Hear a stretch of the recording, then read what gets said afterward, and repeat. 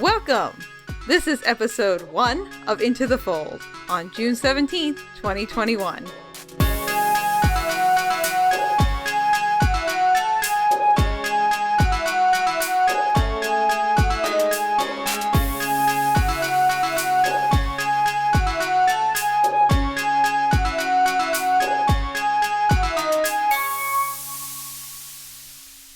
Hello world! Welcome to Into the Fold, an in-depth look at Leigh Bardugo's Grishaverse and all that it contains. I'm Geoff. And I'm Julianna, and this is our first episode! Ta-da! It's happening!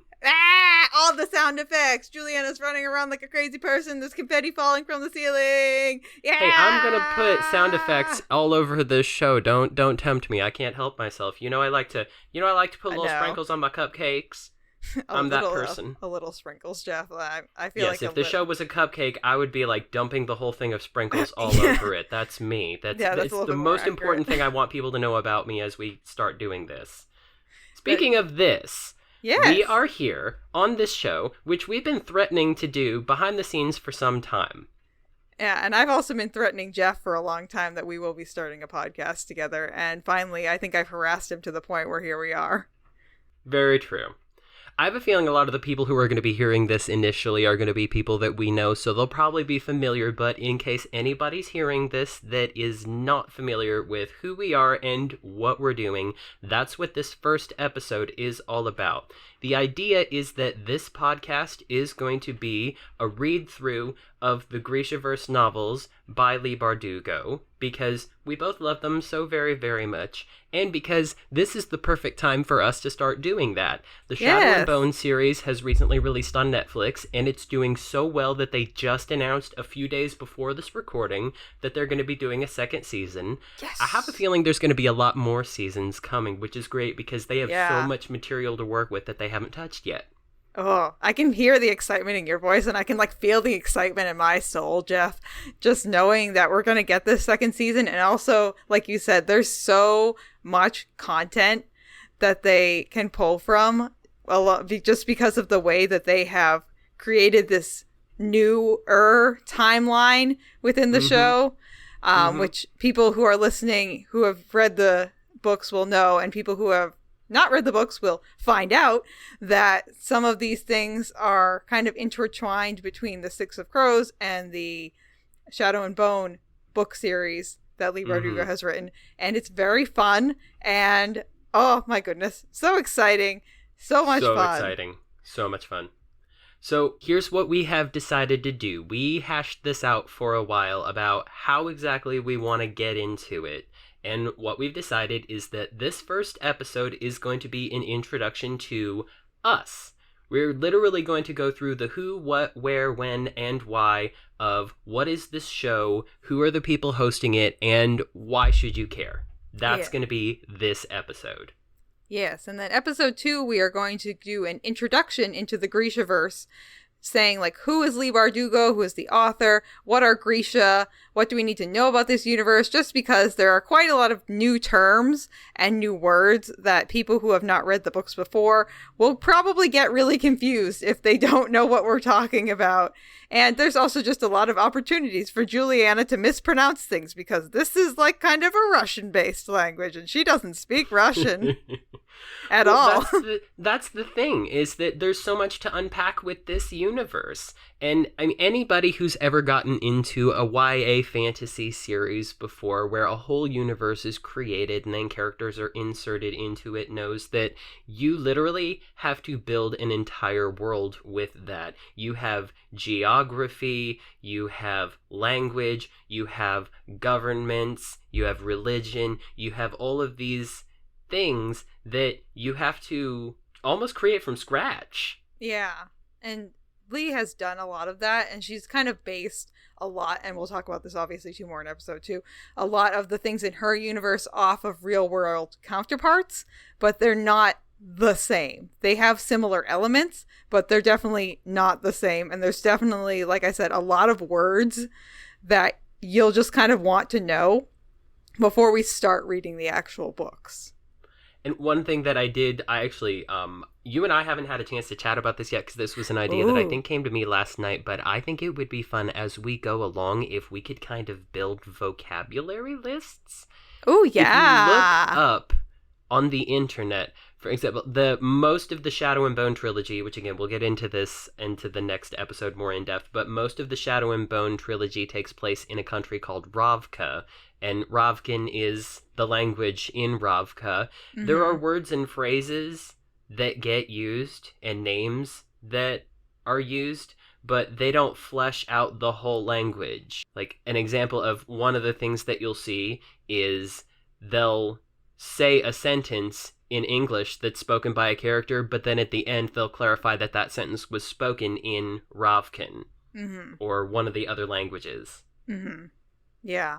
I definitely think we'll be able to. I like that idea a lot. I think we'll definitely be able to create a good vocabulary list and probably a good reference list for people as we go along. We can just kind of note, this is the word that we have in the book and this is what it actually means, or any other phrases or turn of phrase that we find that is very unique to the book, I guess.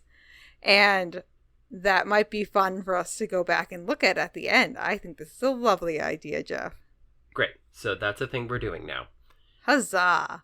Once we've done those first 2 episodes, we kind of ease ourselves into what are we doing here? Why should you care? What is it we're actually going to be dissecting every episode? Then with episode 3 going forward, we are going to be doing a chapter-by-chapter discussion of the Grishaverse novels. The Shadow and Bone trilogy, it's a trilogy, it's a set of 3. And then there are 2 duologies. There's the Six of Crows duology, and then the King of Scars duology as well. There's a couple of other, one I would call a supplementary book, the Book of Saints. And then there is a book of fairy tales reworked to fit in this fictional universe called The Language of Thorns. Yes. And I do intend for us to talk about those 2. I just don't know exactly when. We're still kind of on that. We know we want to get through the Shadow and Bone trilogy before we do anything else, but we're still debating at what point do we want to introduce this other material. Yeah, and at some point we probably will go through the show as well, I would imagine, and talk about either episode by episode or just on the whole per season. It kind of depends, like Geoff said, when we get to things, where we actually end up inserting kind of the more different and slightly random items like the show, Language of Thorns, and other small books. And yeah, we'll probably talk about that too. So that'll be fun. And yeah, we're also probably going to have some guests on. We have a few people we have in mind already, which is great. And we also will probably do some special bonus episodes. Geoff and I are both, I would say I am a novice and he is an avid reader of low-key, ridiculous fan fictions. It's not even low-key. The fan fictions I read are borderline what they call crack fan fiction. They are just are legitimate, like all like the way full-on out crack. There. There's a lot of crack, let's just say, in the fan fiction that we enjoy reading. So that could be really fun. And yeah, I think it'll be fun. We'll probably do some crossovers with at least one of the podcasts that we have in mind. And if anyone else would like to reach out to us, we're open to it as well. So that is, generally speaking, our plan as of right now. I like our plan. It's a solid plan. Yeah, this is plan A. And there's many other plans if we need to make them. But I think for now, this is a good plan. And we shall venture forth into the fold with this plan. Huzzah! Huzzah! We say huzzah a lot. Look forward to that. If you're not saying huzzah, you will be if you continue to listen to this. It'll just work its way into your brain. Yeah. Just invite the possibility of saying huzzah into your heart. Moving on. How about we talk a little bit about who we are? Yes. Well, like I mentioned before, I think a lot of the people who are going to be listening to this, at least at first, are going to be people who we know.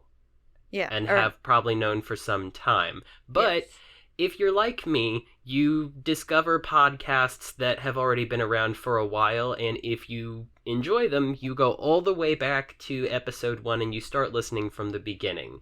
So people who discover us later on as the show progresses are probably going to come back to the beginning and wonder, who are these weirdos, and what is it that makes them weirdos?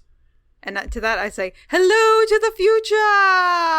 Hello, future! Have you lost weight? You look good.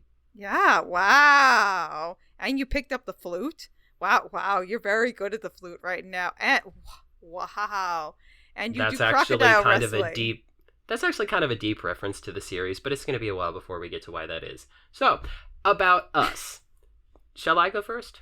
Sure. Geoff, okay. What should we know about you? Well, here's the highlights of me. My name is Geoff. I am 32 years old. I use he, him, they pronouns. I am a pansexual vegetarian warehouse worker. None of those things are necessarily directly connected. It's just the way I've gotten used to introducing myself. Those are things about me that are important to know. I am, in addition to being a host of this show, I am also a host on Speak Beastie, which is MuggleNet.com's Fantastic Beasts and Where to Find Them podcast. I do social media work for the Wiz Rocklopedia, which is an excellent resource for Wizard Rock. And I'm also a content specialist for MuggleNet.com. So I am pretty well plugged into the Harry Potter fandom at this point. Yeah. This is not a podcast about that fandom, but I think there's probably going to be things that just kind of slip their way in as we're doing this that are going to make it very, very obvious this is a fandom where I spend a lot of time. Yeah. And yeah, that's a fandom that Geoff and I met through and also are still very active within. So I have a feeling that we may or may not end up like possibly sorting people into their houses at some point, or can't promise that it won't happen. Yeah, things like that are just kind of occupational hazards at this point on this podcast. So sorry, not sorry. Not sorry at all. Couple other things about me just to kind of round me out a little bit. I am happily married. My wife Ashley. We love Ashley. Just a few days before this recording, we agreed. She's great. Just a few days before this recording, we celebrated our 5th wedding anniversary. We have 4 cats, no human children, but 4 cats. I can't promise that they won't be trying to make a guest appearance. I wall myself off in the room where I record when I do this now, but I can't promise that they won't try to break down the door. So if you hear a weird scratching in the background that I can't take out during the editing process, it's probably just them trying to come in and see what I'm doing. The kitty cats are curious. They're like, Geoff, we want to be podcast stars too. Am I not the most interesting person you have ever talked to, Geoff? They've been on podcasts with me before. They got their taste. That's true. So I am a musician. I have 2 degrees in that. I have a nice collection of instruments. I am just now starting to actually put out some original music, but if you're not into Wizard Rock, then that's probably not something you're interested in. However, shameless plug, if you are, you can find me on Bandcamp. My name is Dreamquaffle. That's actually the username that I use for everything, so if you're on any social media platforms and you see the name Dreamquaffle, that's me. And I will say Geoff's music is very good. I mean, obviously this is a biased opinion. There was a pause when you said good. You didn't just say, Geoff's music is very good. You said, Geoff's music is very good. Ah, okay. Like you weren't totally committed to that adjective. Geoff's music is fabulous and wonderful, and I love it so much. Okay. Was that fast enough and intentional enough and also nice enough for you? A bit too fast, rather, but all right. I'll take it. I'm a determined Hufflepuff right now. I'm just like, I must be nice to Geoff because I love him. He's so wonderful. Mm-hmm. Yes. Lovely. Okay. So. Lovely. As to how we met, I actually enjoy telling people this story. I've told this story a few times. So, okay. Julianna will tell you in a moment she is the host of a show called Puffcast, which I discovered one day after listening to an episode of Mugglecast, because one of the things I like about Apple Podcasts is if you scroll down to the bottom of the screen, it will recommend other things that you might like based on what you just listened to. So I discovered Puffcast because one of the hosts of Mugglecast is our dear friend Eric Skull, podcast extraordinaire. Yes. And he was a guest around that time on Puffcast. So it led me to that. I started listening. I sent in a response to whatever the question of the week was at the time. And then the next thing I know, I thought maybe if I got lucky that these people I do not know who have never met me would read my response on their show and enjoy it. Next thing I know, I get a Facebook message from one of the hosts, not saying who, wanting to know if I would surrender my address in exchange for stickers. Yes. Does that sound familiar? This sounds vaguely familiar. This sounds, I feel like I might have been part of this scenario, this interaction, but, you know, from being in the fold for so long, my brain gets kind of foggy. But yes, I do remember this. I think one part of this story that I don't think I've told you, Geoff, and I was just kind of realizing upon as you were telling your side of the story, is that you sent us the email and it had some feedback question that you were sending us, some feedback for a question you were sending us. And for those of you who don't know, my co-host Mel and I kind of share different stances on responding to emails. She'll like send a nicer, like a either just won't respond and we'll read it on the email, on the podcast, which is fine. Or she'll just send like a thank you, a very quick thank you. Whereas I prefer to send a lengthy response back to the person. And she was like, maybe you should take that into a DM because I don't think you need to go sending emails back and forth with these people. Because you're not the first person, Geoff, who I may have sent a lengthy response back to and also harassed. Sure. And also harassed for their address so I could send them a sticker. Essentially, you poked the bear, and the bear has not shut up ever since. And here I am, still living my best annoying people life by just sending so many messages to so many people. And I was actually laughing. I feel like this is just, anyone who knows me is like, they know this is like kind of characteristic of me to just talk with pretty much anyone and just kind of be like, oh, you want to talk? Oh, you engage with me? Oh, I would love to engage with you back.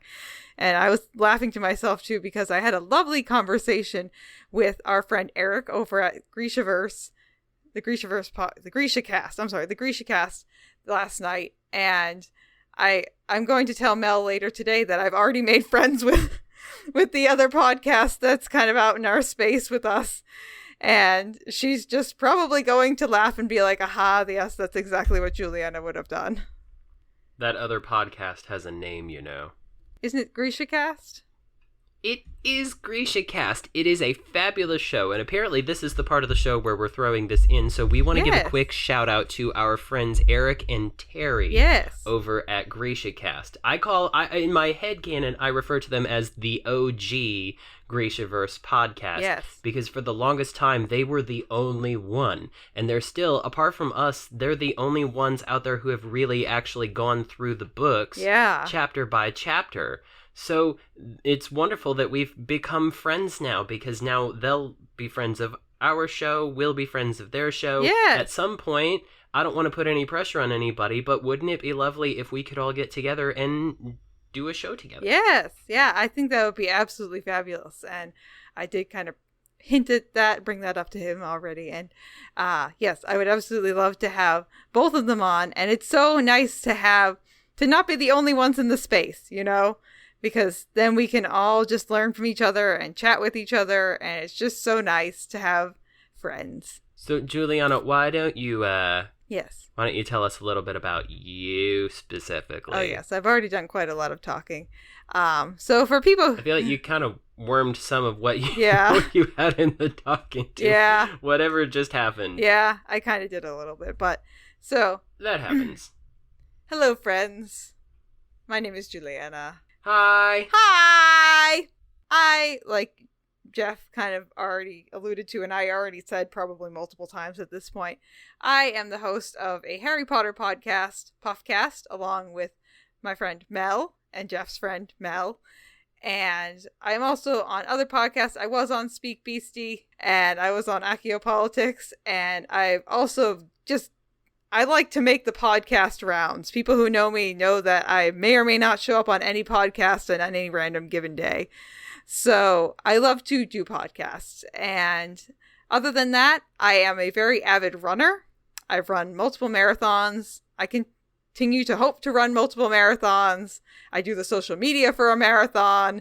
I love to run. I own about at least 7 pairs of shoes that are just directly behind me for running specifically. So I love running. One for every day of the week. Yeah, pretty much. Just so they don't wear them out. But some of them are my racing flats. So, your girl Julianne hasn't done a race in a while because of COVID. So those haven't been touched. But it's okay. Also, I am the proud mother to my very own dog, Myrtle. I'm sure she will show up on our social media from time to time. She is a very cute pit bull with a very cute pity smile, and she just wants to be loved and infused with people's skin because she loves that so much. Other than that, I guess how I identify, going back to like how Geoff kind of started, and I'm kind of going about this in a roundabout way, but I am a demisexual dietitian who loves to run. I think that, that's pretty much it. That's a beautiful way to describe yourself. A demisexual dietitian who loves to run. Yeah. The demisexual dietitian thing actually kind of sounds good together. That should be your book. I could write a book. If you write one, yeah, that should be it. Yeah, I think that's a great idea. I don't think I'm going to write it quite yet. I don't have all the content for it yet, but we'll work on it. It will be an autobiography. How about we talk about our history with the Grishaverse and how we kind of came to be fans of it? Yes. Would you like to enlighten us on your journey into the Grishaverse, Geoff? Yeah, I would, because I used to think, much like my entry into the Harry Potter fandom, I thought that the way that it happened for me was unusual, but the more I hear different people's stories of how they got into this fandom, the more I have found that this is actually, I think, I think this is the way that it always, or not always, but this is the way that it very typically goes for a lot of people. Mm-hmm. So chronologically, the series begins with the Shadow and Bone trilogy. Shadow and Bone was the first Grishaverse book that was published, mm-hmm. and then that set of 3 books came out. Then came a book called Six of Crows. I was in a library in Muncie, Indiana, where I was living at the time, and I was just browsing the YA fantasy section because that's where I'd found a lot of the books that I had really loved reading at that time. And I came across a book that had Six of Crows as the title. And I thought the cover art was really pretty. I thought the title was really catchy. And then I read the description of the plot for Six of Crows. And I thought that the plot description sounded like Suicide Squad set in a Dungeons and Dragons type universe. Yes. So I was intrigued.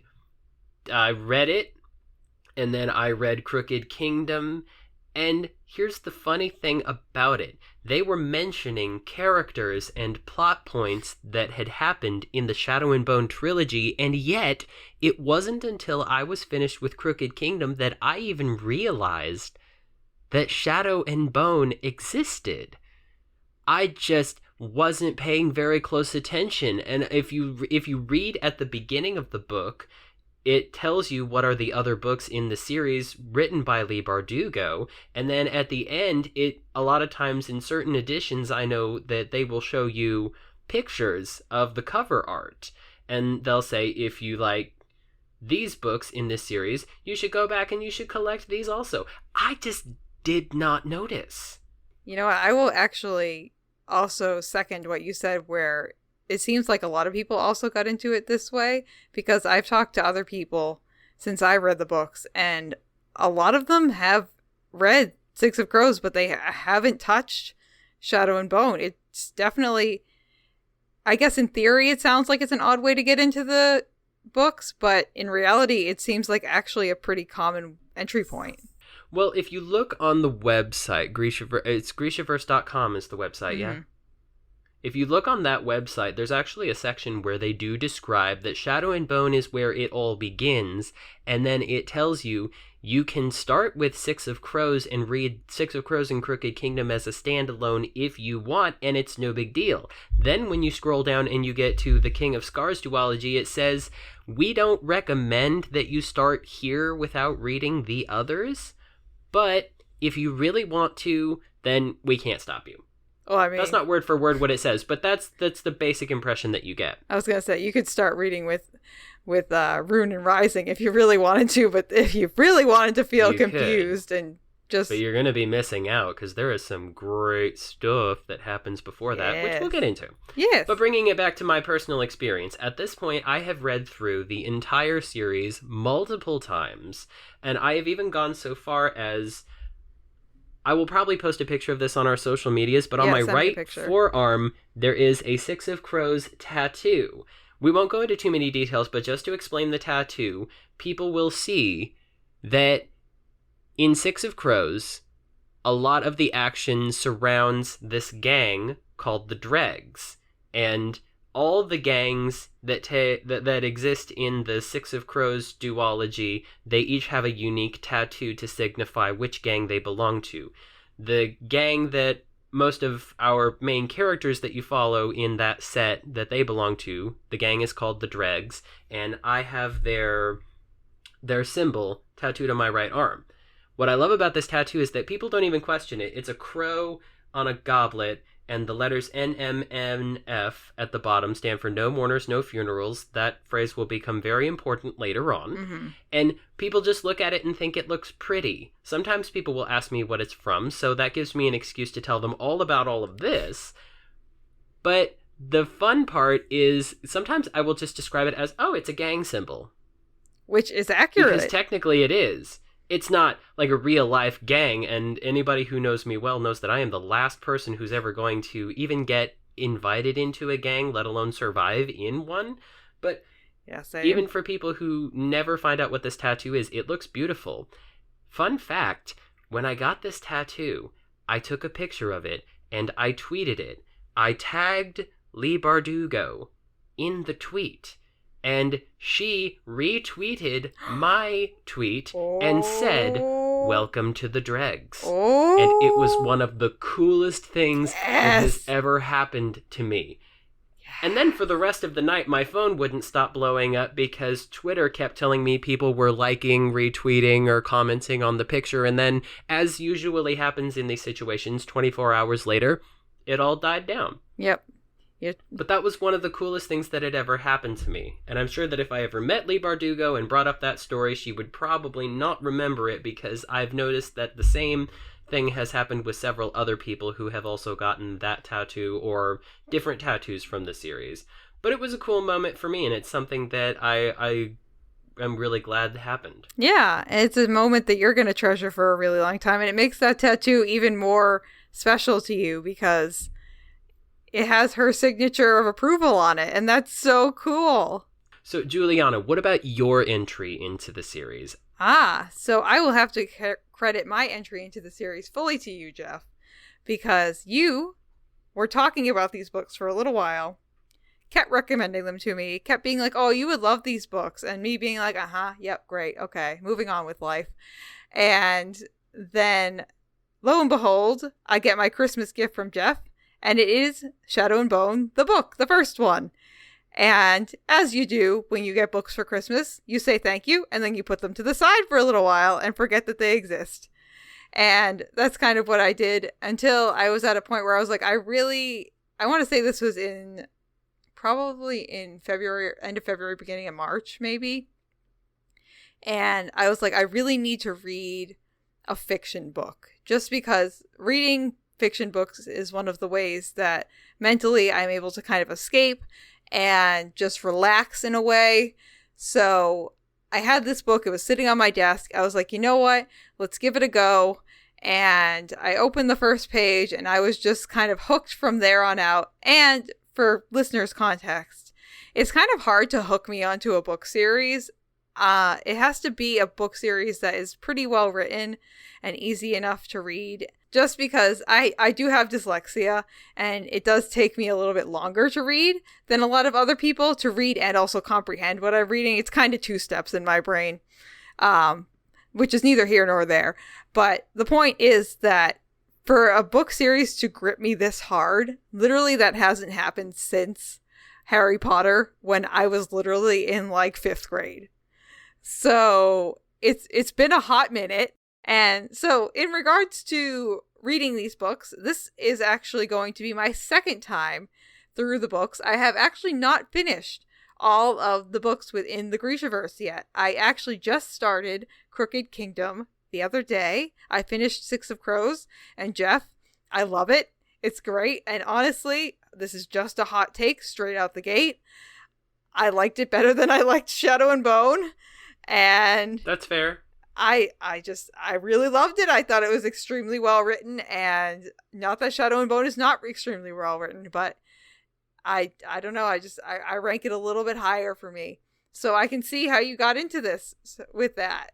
I feel like most people that I hear when talking about the series, they often say that Six of Crows is their favorite. For a lot of them, it was their introduction into the series, like with me. Mm-hmm. And for some people, they just like it because the plot is very compelling. The way the story is told is very, very neatly done, which we're about to get into this for a minute, because this next section coming up is going to be what makes these books so special and why do we want to share our love with them, with people so much. But what's interesting for me about this particular series, there's probably other series out there that do this, but the Grishaverse is the only one that comes to mind for me. Like, take Harry Potter, for instance. There are 7 novels in that canon, and they are meant to be read in order. Mm-hmm. And people have their opinions about which book do they like the most or the least, which film adaptation do they like the most or the least. But in this universe, you have, here is a set of 3, here is a set of 2, here is another set of 2. So they can each stand alone, and yet they are all connected to each other, which is one of the things that we're going to be talking about. Yeah, so I think we should probably just dive into what makes these books so special and why. And the first thing we have on our list is it's just full of strong female characters that don't really need romance to be relevant. Like, they can still fall in love, and we'll see that within the books as we go along. There are some love stories, but Leigh really makes them work, like, makes us as the reader work for it. And it's not the focus of the book in any capacity. The focus of the book is the strength of these characters, particularly some of the women, especially Alina, who we'll all learn is essentially the main character of the Shadow and Bone trilogy. And just seeing these women really just kick ass. And Geoff, I know you're going to love bleeping that out, because Geoff likes to use the little bleepy thingy because he thinks it's funny. Yeah, that's quick little asterisk thrown in there. We do curse when we talk a lot, and we had a conversation about this. We don't want an E rating on this show because we want lots of people to be able to enjoy it, regardless of whether they enjoy profanity or not, depending on what age they are. We just decided that we want to be able to speak freely the way that we normally do, but we don't want uncensored profanities to go out on the show. And to be honest, I'm just a big fan of when profanity is censored. Not because I don't want people to use it. Yeah, I'm sorry. I'm a fan of the classic just bleeping profanity. I think that makes profanity funnier than the actual words themselves, because I hear those words all day, every day, in several different places. And to be honest, hearing the words themselves gets very, very old. I think it's funny to think of a conversation that you've had with someone, because we all have that friend who swears like every other word.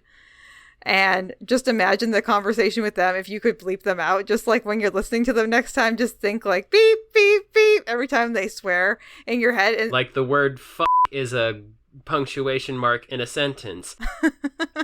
So the second thing about this series that we have noted here that makes them special is that there is representation all throughout the series of the LGBTQIA plus community. This is something that I feel like YA fantasy authors in particular are making an effort to do better with, and the way that the authors of a series like this will approach that kind of inclusivity is always interesting to see. And Leigh Bardugo has made her stance on this very, very clear. She is an ally and a friend of the community. And it's a little bit of a slow burn, this point, throughout the series. It is there, and when it happens, it feels incredible that she's doing it the way she's doing it.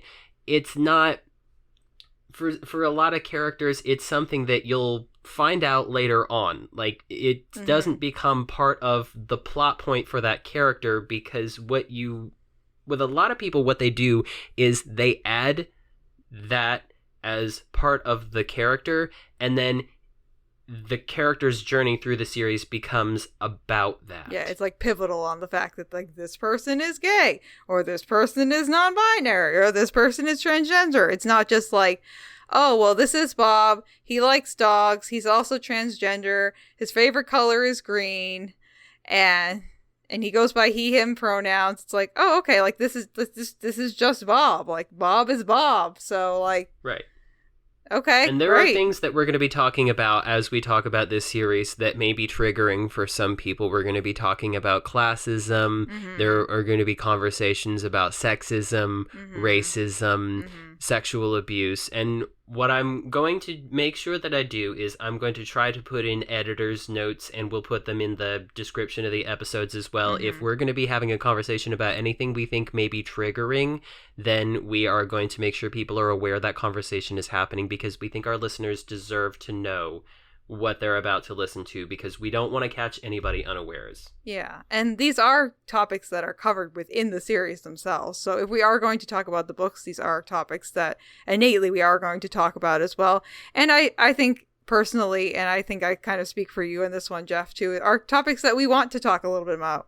Yeah, that's part of the reason why you read through a series like this and you have in-depth conversations. You want to make them relatable, and you want to talk about things that are really happening and that apply to not only you, but the people you care about. Yeah. Plus, I feel personally, and again, this might apply to you too, Geoff, that bringing a lot of these topics out into the open and making them less taboo is definitely something that I personally want to do, because I just grew up in a household and a family that just shushed everything, and it didn't really do too many wonders for my mental health. And I just feel like it's better to just speak through everything as opposed to suppressing it.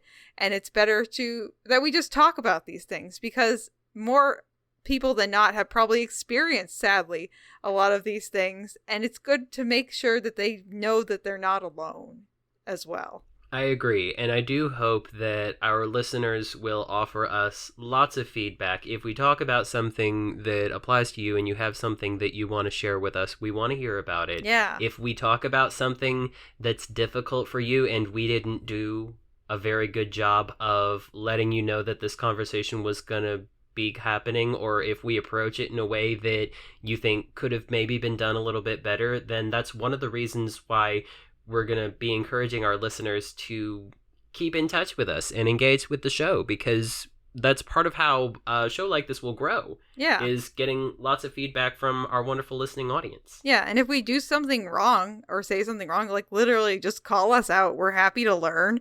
That's part of what life is. Life is learning. We don't know everything, and we're not pretending to know everything, but if you have some kind of knowledge that you'd like to impart on us, if we said something that was just like really off base and you're like, yeah, no, that's not how it works, please just reach out to us. We're more than happy to take your criticism, take your feedback, and learn from it. Now, one more thing I want to say about representation, and then we'll move on, is that the approach that they take in this is that the characters do face a ton of adversity. They do face hardship and judgment and struggles based on who and what they are, where they come from, things like that. But one thing that they do not have to face adversity over is being an LGBTQIA plus person. Yes. There are gay characters in the series, and they have to deal with really difficult things. as, you know, you do when you're a character in a book. But they don't have to deal with being discriminated against on the basis of them being gay, and I appreciate that approach to it. Yeah. Again, just being part of the LGBTQIA plus community is just part of their ID. It's something that just comes along with them and isn't the focal point of the conflict or the story or anything like that. It's just part of who they are, and it seems to be accepted by everyone in the Grishaverse books, which I think is how we should all kind of go about our lives. But I mean, fantasy isn't reality, so it's a process. It is indeed. So we're all, I mean, speaking for Geoff and myself, I know both of us are hoping for and working towards that place where everyone can just be accepted as they are. If you don't know who Geoff and I are, we are both Hufflepuffs, for anyone who's a Harry Potter fan. Hi! And we want to love and accept people. So we would love to love and accept you, whoever you are listening, friend. By the way, it's raining here. I don't know if you can hear it. I don't know if it's raining where you are in Massachusetts. No, Massachusetts is very, very warm and very, very sunny. Did I say that right? Okay, so moving on. So one of the other reasons, and we talked about this briefly already, that we love these books, and I particularly kind of got into them, is because they are so well written. The pace is just lovely. The dialogue, I agree, Geoff, is very good, and there are very many good snappy one-liners, and I feel like Six of Crows is a little bit heavier in the snappy one-liners than Shadow and Bone is. But Shadow and Bone has some. I have an idea for when we get to Six of Crows. I'll tell you off show. Okay. I have an idea for Six of Crows. I won't spoil it here, but we're going to do a fun thing while we're reading Six of Crows that will probably continue into Crooked Kingdom. But when we're off the show, I'll tell you all about it. Ooh, boy. So the next point about what makes the series unique and fun is that it has a very unique take on having powers. Yeah. Just as a very brief overview of the first novel, so to help make my point here, Alina Starkov spends her whole life growing up thinking she does not have any powers, that she is not what they call a Grisha. Mm-hmm. But then an incident happens. Oh no! And she discovers she has the powers. And like in a lot of series, she is then whisked off to a fancy place full of other people who also have this power so that she can be educated on what it is and how to use it.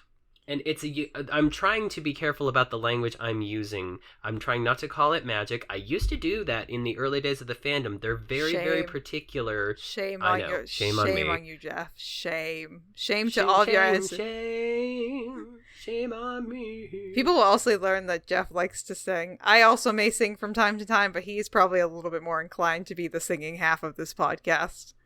I do not. Yeah, okay. So, in this universe, Grisha are the ones who have this special ability, and we'll talk more in the next episode about what the different abilities mean, what are the names, what can you do with this power, but they call it the small science. And we'll also talk more about why they call it that, because it is something that you can be good at or bad at. It is something that you have to study. You do have to be born with the talent. Mm-hmm. And when we talk about how they find Grisha and how they educate Grisha, hopefully that'll make a little bit more sense.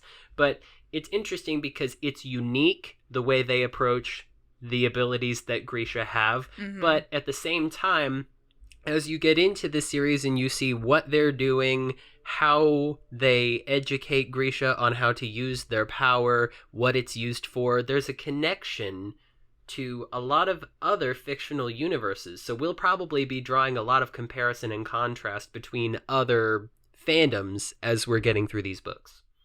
Yeah, I agree with you, Geoff. That's definitely, it's fun having a unique take on magic per se. And one of the other things that we love about this world is that Leigh Bardugo has literally created like an entire world on her own, just full of fictional countries and cultures, which, as we mentioned towards the beginning of the episode, they are based roughly on real life cultures and real life countries, but they're not exactly that. She definitely takes a large influence, mostly from like Russia and other parts of like China, I believe, and kind of that Asian, the Asian continent, the only Asian continent, Asia, from Asia, and definitely plays that up. And it's very interesting to see her, I guess, interpretation or her worldview that she has created for us. And it's so cool because she has all these words that she's created, all these cultures she's created, all these people she's created. And it's just so amazing. And yeah, I love it. So do I. Hopefully our listeners do too. Yes. And then the last point that we have here about what makes this universe extraordinary is that it's expanding. We're still in the midst of more things being created. Like, we're not starting a new show about a series that has been written and now it's done, or that the series exists and people still love the series, but the author has been horribly tainted by hateful things that they've said. I'm not thinking of anyone in particular. I'm just saying. Just a general statement. But just to recap, there is a trilogy, 2 duologies, 1 set of short stories, I wrote quotes around the word guidebook. I just did air quotes that you can't see because this is an audio format. And so these are the things that exist in this universe now. And people are always asking the author, Leigh Bardugo, what's going to happen next? Are there going to be more novels? What's going to happen with the Shadow and Bone universe? And you know how these things usually go. They can't give you everything. Even if they could, it wouldn't be wise. They have to hold some things back. Yeah. So there's more being created to include into this universe all the time. The Netflix show is just starting to get off the ground, and there is so much more coming with that. And even if the Grishaverse books were completely written and done, Leigh Bardugo has one very well-written novel outside of the Grishaverse called Ninth House. I do recommend that book. It is excellent. There are some things in there that might make people a little uncomfortable because a lot of the themes, the kind of things we talked about that may require trigger warnings, it does get very dark and very, very serious. Yeah, but it's an adult book. It is definitely not. Don't let your kids read that. Just don't. They're not ready. I'm going to go ahead and say that. It's an excellent book for grown-ups. There we go. Yeah. But the Grishaverse continues to expand all the time with new things and new people joining in, and so this is the perfect time to become a fan. Yeah, and hopefully with the show being such a success, we'll see the entry of more casual fans, I want to say, into this fandom, and just more people in general, which I think is absolutely fabulous. And I'm excited to see, to one, become part of this fandom officially, and to see other people join the fandom as well. I think this will be really fun. And Geoff, I'm very excited to go on this journey with you. And I with you. Huzzah! Huzzah! Because we're best friends going on a journey into the fold. That's not our theme song. Our theme song was that thing that you heard at the beginning of this episode. Yes, but that doesn't mean that we can't have multiple little musical segments within the show. There's no rule about that. No, definitely. There are no rules. This is our show. We can do whatever we want. Speaking of this show, so by now you have probably noticed several things. You have probably noticed that we are very silly people. Yeah. We like to talk about serious things. We have opinions about things, but ultimately we like to have fun. We like to chat. You probably listen to a lot of different podcasts that format things differently, but the basic setup that we're planning to do is that we do intend to be a bi-weekly podcast that releases our episodes on Thursdays. Yes, so that will be every other Thursday, starting with June 17th, and just going forward from there, unless you hear otherwise from us. And just make sure to keep your eyes on our social media. We are at Into the Fold Pod on Instagram and Twitter right now. And pretty much that's the only places besides our email, which is intothefoldpod@gmail.com, that you can find us. For the most part, we may switch things up from time to time, but our basic plan is to read about 1 or 2 chapters each episode. As we start to get into some of the longer books that have bulkier or more numerous chapters, we may do them in different groupings. Yeah. But what we want to be able to do, our ultimate goal, is to be able to, like we've said, it's an in-depth exploration of this universe and all that it contains. So there will be tangents, there will be topics that we want to talk a little bit more about in relation to what's happening in the story. There's going to be our opinions about what the characters are doing, what we think it means.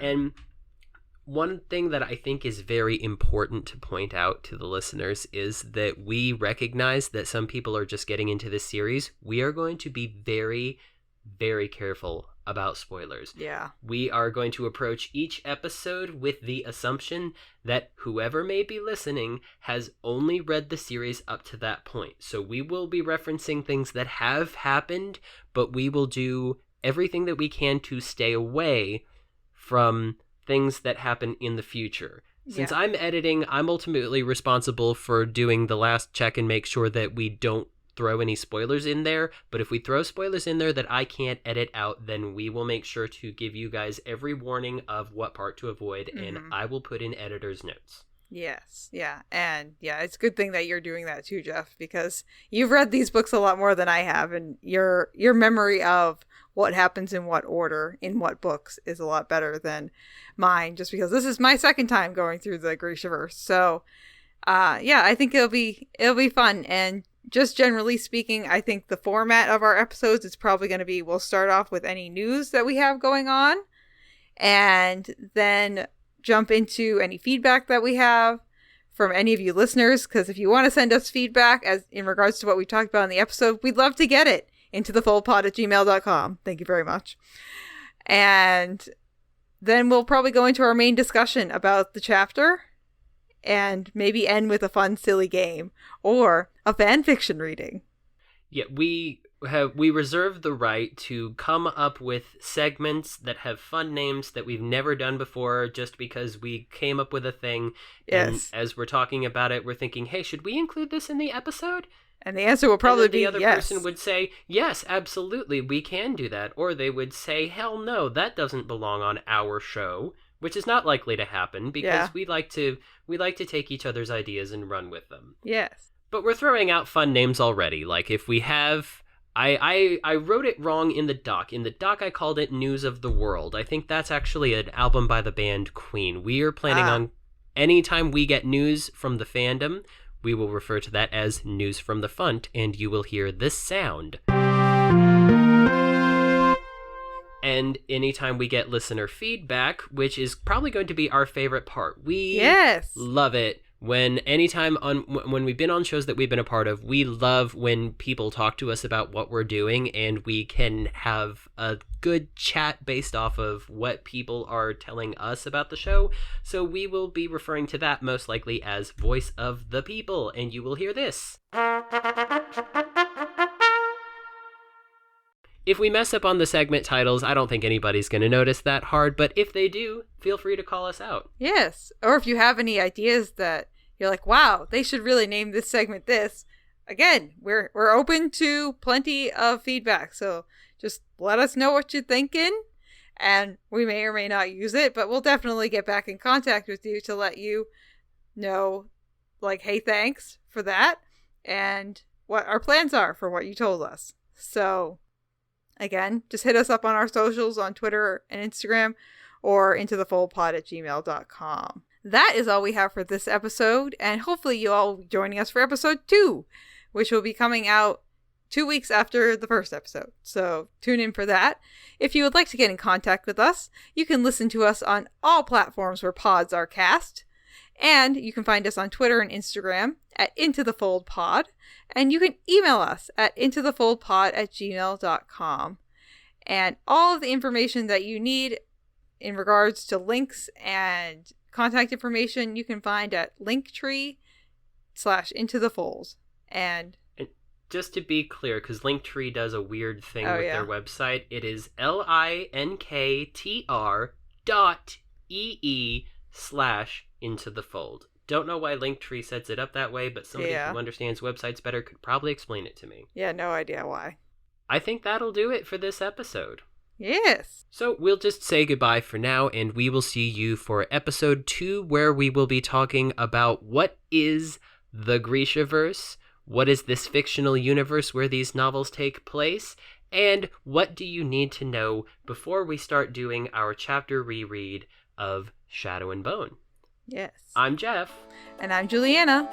See you in the fold. Huzzah!